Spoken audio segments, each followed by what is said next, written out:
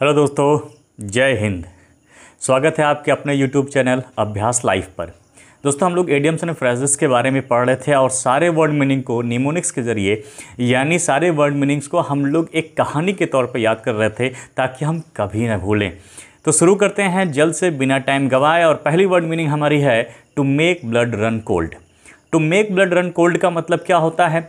मतलब ब्लड मैंने खून, रन कोल्ड का मतलब ठंडा कर देना।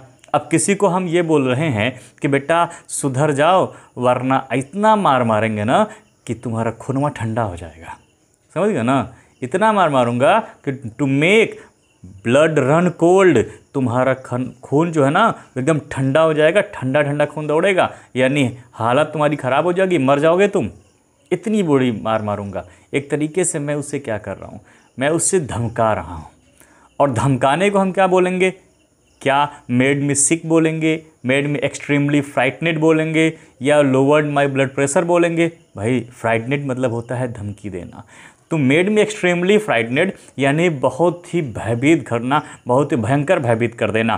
तो इसका सही जवाब क्या हो जाएगा दोस्तों?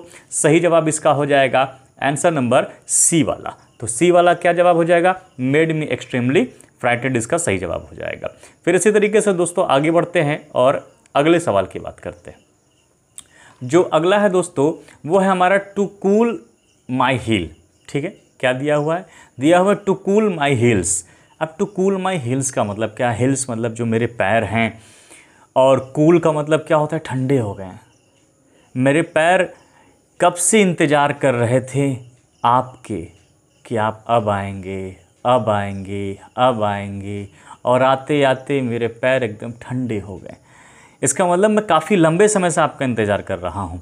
यानी कि इसका अर्थ हो जाएगा to wait for a long time, यानी लंबे समय से किसी का इंतज़ार करना। टू कूल माई हील्स, मेरे पैर क्या हो गए हैं? ठंडे हो गए हैं। इसलिए इसका सही जवाब क्या होगा? सही जवाब होगा ऑप्शन नंबर डी वाला, इसका सही जवाब होगा to wait for a long time to cool my heels का। ठीक है, फिर इसी तरीके से दोस्तों आगे बढ़ते हैं। अगला हमारा क्या है? अगला हमारा है a fish out of water. A fish out of water का क्या मतलब होता है? जैसे कि कोई मछली है और मछली को आपने क्या कर दिया? आउट ऑफ वाटर, पानी से बाहर निकाल दिया। भाई मछली जल की रानी है, जीवन उसका पानी है। अरे भाई उसका जीवन ही पानी में है और आप उसको आउट ऑफ वाटर कर दिए तो वो क्या हो जाएगी? वो तो बेचैन हो जाएगी, वो उस जगह पर फिट नहीं बैठेगी, एक अपने आप को बिल्कुल अनफिट समझेगी या अननोन समझेगी। तो इसका सही जवाब क्या हो जाएगा? A fish out of water का मतलब अनफिट होना, अननोन होना, या किसी अनजान प्लेस पर होना, महसूस करना। ठीक है, अजनबी महसूस करना। तो इसका सही जवाब क्या हो जाएगा? सही जवाब होगा ऑप्शन नंबर सी, यानी कि अनफिट इसका सही जवाब हो जाएगा। ठीक है, फिर इसी तरीके से दोस्तों हम लोग आगे बढ़ते हैं। अगला हमारा क्या है? अगला है of and on. Of and on का क्या मतलब होता है? भाई ऑफ का मतलब होता है बंद हो गया, ऑन मैंने शुरू हो गया। पढ़ाई हम करते रहते हैं, पढ़ाई बंद कर दिए, ऑफ हो गया। कुछ दिन के बाद फिर लगा कि अरे यार फॉर्म आ गया है, पढ़ाई फिर से शुरू कर दिए, ऑन हो गया, फिर ऑफ हो गया किसी वजह से। ये ऑफ ऑन मतलब है क्या? क्या आप किसी काम को रेगुलर कर रहे हैं? नहीं। क्या आप अल्टरनेट डेज पर एक एक दिन छोड़ के कर रहे हैं? बिल्कुल नहीं। क्या कभी नहीं कर रहे हैं? नहीं, कभी कभी ऑन हो जा रहे हैं। तो आप हैं क्या? आप इर्रेगुलरली हैं। इर्रेगुलरली का मतलब क्या है? आप अनियमित रूप से हैं। तो इसका सही जवाब क्या हो जाएगा? सही जवाब हो जाएगा ऑप्शन नंबर डी, यानी इररेगुलरली इसका सही जवाब हो जाएगा। आगे बढ़ते हैं दोस्तों, हमारा अगला है टू टेक वंस हिल। अब टू टेक वंस हिल्स का कैसे याद करेंगे हम?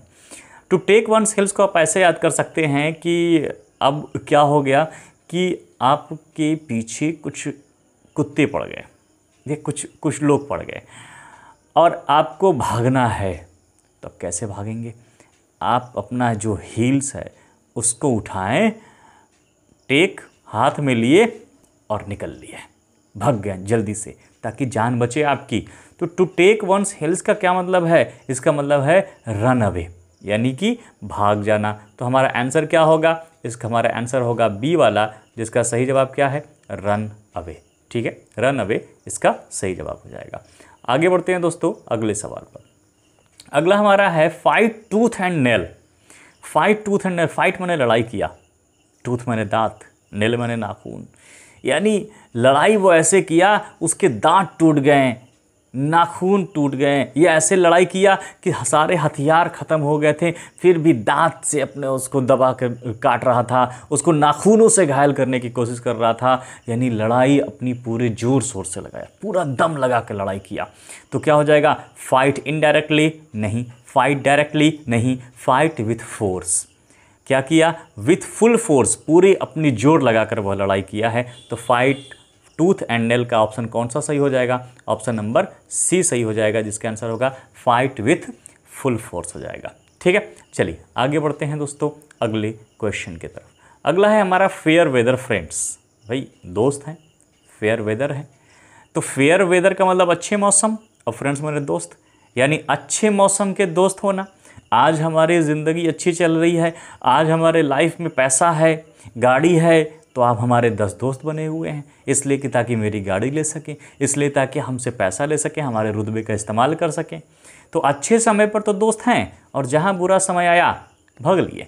तो फेयर वेदर फ्रेंड्स का मतलब हो गया अपॉर्चुनिस्ट फ्रेंड, अवसरवादी दोस्त। कौन सा आंसर सही होगा हमारा? आंसर बी वाला सही होगा। क्या होगा? अपॉर्चुनिस्ट फ्रेंड्स हो जाएगा दोस्तों। ठीक है, चलिए आगे और इसी तरीके से प्रैक्टिस करते हैं। नेक्स्ट हमारा फेस द म्यूजिक। थोड़ा सा सीक्वेंस आगे पीछे हो गया, बट आपको टॉप 10 कराएंगे आप। फेस द म्यूजिक का क्या मतलब है?